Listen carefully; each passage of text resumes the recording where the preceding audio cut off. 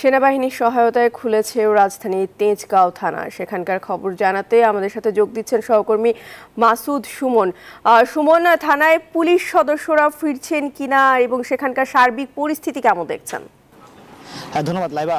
আপনাদের জানিয়ে রাখি, তেজগাঁ থানায় কিন্তু আমরা সকালবেলায় জেনেছি যে আজকে সকাল 10টা থেকে এখানে থানার কার্যক্রম শুরু করবে সেনাবাহিনীর সহযোগিতায়। আমি আপনাদের দেখাচ্ছি যে আমরা সকাল থেকে যেমনটি দেখেছি যে 9টার পর থেকে কিন্তু এখানে সেনাবাহিনীর সদস্যরা অবস্থান করে এবং পরবর্তীতে দেখি যে থানার কার্যক্রম শুরু করার জন্য থানা খুলে দেওয়া হয়। এবং আমরা এই মুহূর্তে আপনাদের জানাই যে থানার যে ওসি যারা থানায় ছিলেন না, ওসি সহ সবাই কিন্তু থানায় এসেছেন। আমরা দেখেছি যে ভারপ্রাপ্ত কর্মকর্তা মহসিন উনি এসে যোগ দিয়েছেন।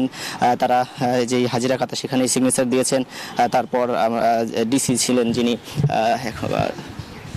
তিনিও কিন্তু যোগ দিয়েছেন।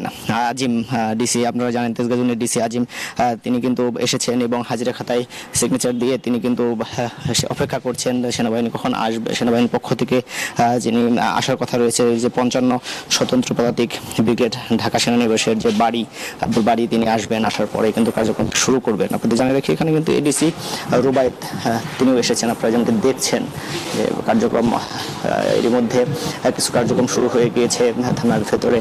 আমরা এখন মধ্যে রিসেপশনের চিত্রটি দেখাচ্ছি আপনাদের। এখানে কিন্তু পুলিশের পক্ষ থেকে এসেছে। আপনারা যেমনটি গত কয়েকদিন দেখেছেন যে সেই আন্দোলনের পরবর্তী সময় থেকে সেই শেখ হাসিনার পদত্যাগের পর থেকে কিন্তু পুলিশের উপর যে পুলিশ থানা পুড়িয়ে দেওয়া বা থানায় হামলা করার কারণে কিন্তু বিভিন্ন থানা বন্ধ হয়ে যায়। যদিও তেজগাঁ থানা মানে পুড়ে দেওয়া হয়নি বা কোনো হামলা হয়নি, কিন্তু এতদিন কার্যক্রম বন্ধ ছিল। আজ থেকে আমরা দেখেছি যে কার্যক্রম শুরু হয়ে গিয়েছে বলা যায় কোথায়, কেননা যারা এখানকার দায়িত্বে ছিলেন তারা কিন্তু এরই মধ্যে থানায় এসেছেন। ফলে কিছুক্ষণের মধ্যেই আনুষ্ঠানিকভাবে তারা কার্যক্রম শুরু করবেন এমনটি জানিয়েছেন আমাদের। প্রিয়াঙ্কা, এই ছিল আমার কাছে সর্বশেষ।